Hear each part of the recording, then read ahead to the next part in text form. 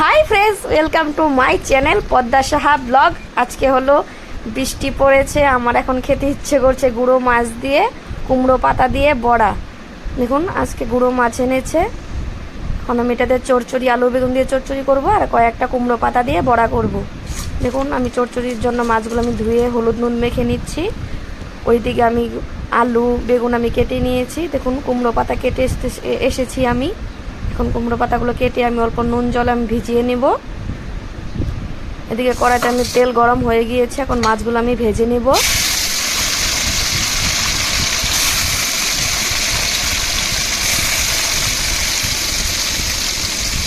সবগুলো মাছ আমি দিয়ে দিয়েছি,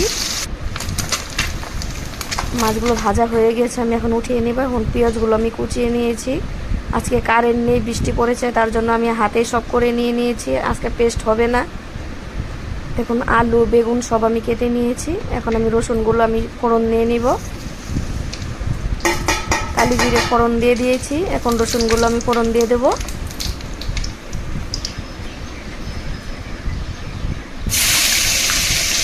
আপনারা কিভাবে চচ্চড়ি বানান? আমি এইভাবে বানিয়ে আমার খেতে ভালো লাগে, অল্প রসুন পেঁয়াজ দিয়ে। এখন পেঁয়াজ কুচানোটা আমি দিয়ে দিলাম।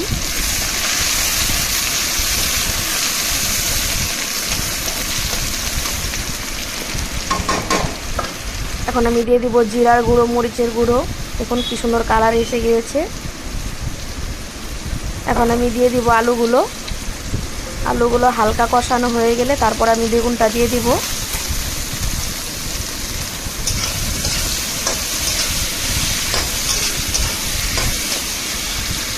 দেখুন আলুটা আমার হালকা কষানো হয়ে গিয়েছে, এখন আমি বেগুনটাও দিয়ে দেব।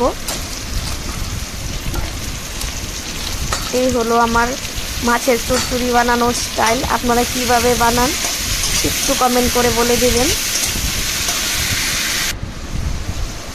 আমি মরিচ দিয়ে দিয়েছি। এখন সেই পাতার বড়ার জন্য আমি পেঁয়াজ কুচিয়ে নিয়েছি, হলুদ লঙ্কার গুঁড়ো সব আমি একসাথে দিয়ে দিয়েছি। এটা জানি বেশি টেস্টি হবে না, তাও আমি অনেকদিন পরে বানাচ্ছি, কীরকম হয় খেয়ে।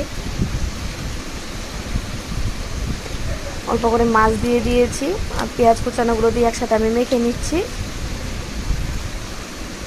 কাঁচা সর্ষের তেল দিয়ে দিয়েছি।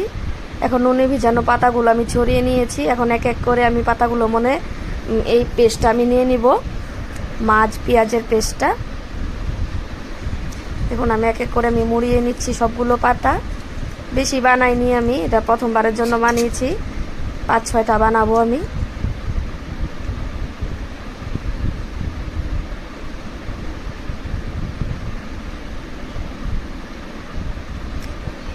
এক এক করে আমার দুটো হয়ে গেল। এখন যে কয়টা হয় আমি এটা সব কয়টা বানিয়ে নেব।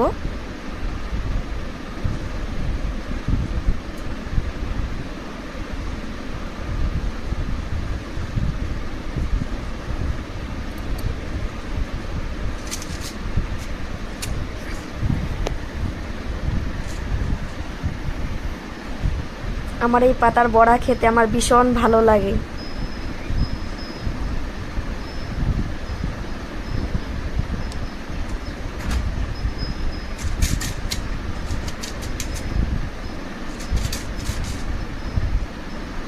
প্রায় আমার হয়ে গিয়েছে, আর একটার মতো হবে।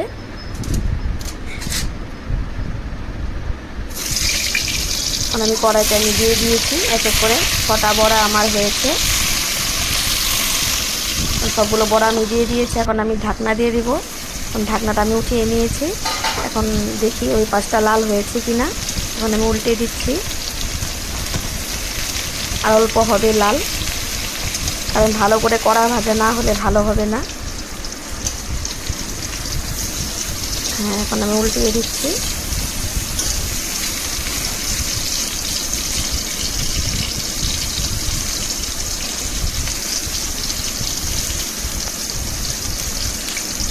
সুন্দর একটা গন্ধ বেরিয়ে গেছে।